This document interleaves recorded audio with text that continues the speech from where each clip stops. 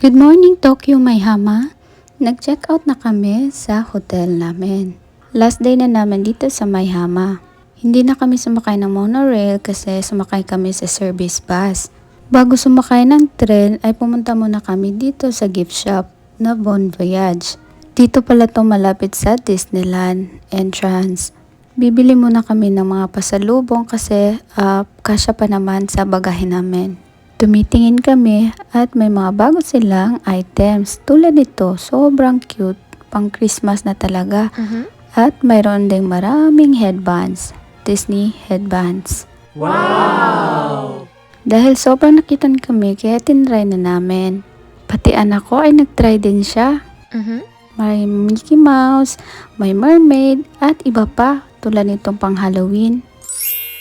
Oops, may pa whole mirror body na rin.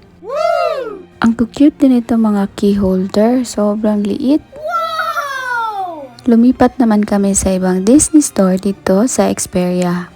At nakabili din kami ng mga pampasalubong dito. Sobrang cute talaga nitong Tinkerbell. Wow! At ito na nga, sumakay na kami ng train papuntang Tokyo.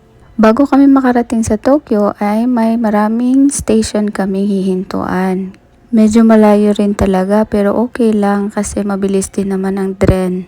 At nandito na kami sa Tokyo sa istasyon na sakayan ng bullet train. Naghintay lang kami ng 30 minutes bago dumating ang bullet train.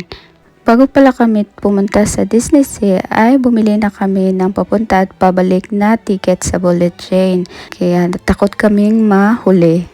Pag nahuli kasi ay naku, dagdag gastos na naman.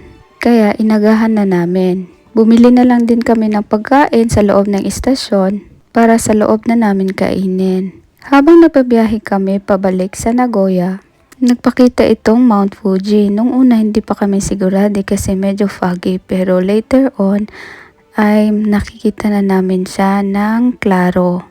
Sobrang ganda nga, minsan ka lang talaga makikita at makatsyempo ng magandang spot.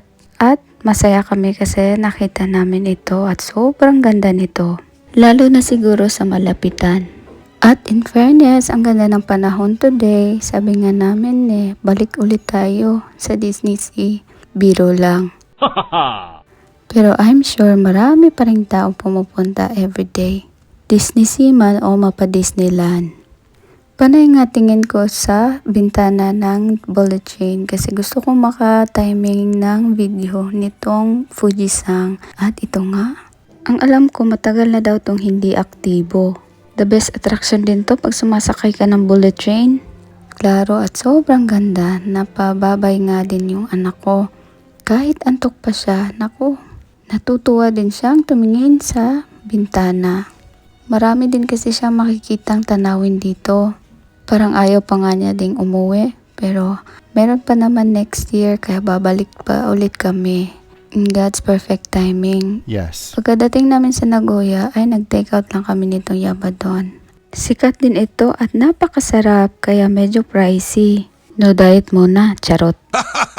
At ito pala yung mga nabili namin sa stasyon sa Tokyo. Wow! At mukhang masasarap ang mga ito.